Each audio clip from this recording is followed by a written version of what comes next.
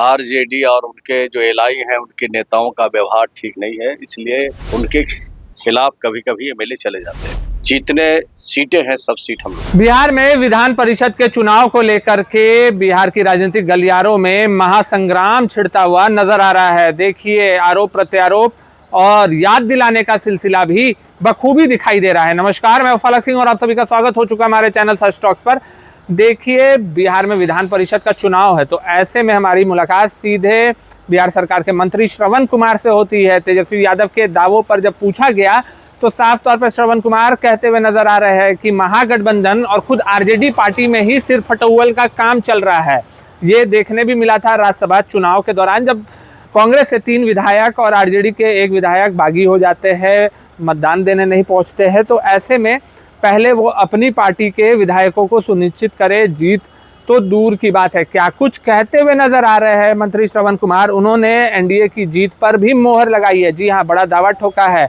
MLC चुनाव में NDA का परचम लहराने जा रहा है और कितनी सीटों पर जेडीयू पार्टी चुनाव लड़ने जा रही है। तमाम बातों पर हमारी बातें हुई है। क्या कुछ कहते हुए नजर आ रहे हैं, आपको उनके बयानों के साथ हम छोड़े चल रहे हैं। सब लोग अपना अपना दावा पेश करेंगे, जिनको चुनाव लड़ना है, जिनके पास विधायकों का संख्या बल है, वो सब लोग अपना अपना दावा करेंगे।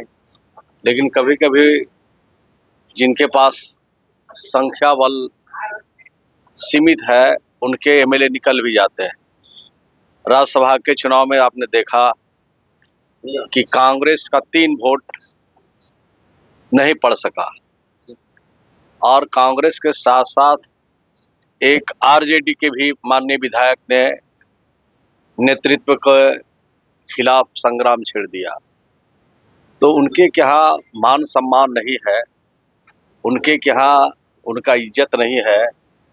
आरजेडी और उनके जो एलआई हैं उनके नेताओं का व्यवहार ठीक नहीं है, इसलिए उनके खिलाफ कभी कभी एमएलए चले जाते हैं। सर, चुनाव में भी ऐसा लग रहा है सर होगा?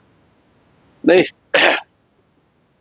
जब पहले कुछ हुआ है तो संभावना से इनकार नहीं किया जा सकता है। हम लोगों के बड़े नेता मंथन कर रहे हैं और मंथन के बाद जिनको उम्मीदवार बनाया जाएगा वो चुनाव लड़ेंगे, चुनाव जीतेंगे।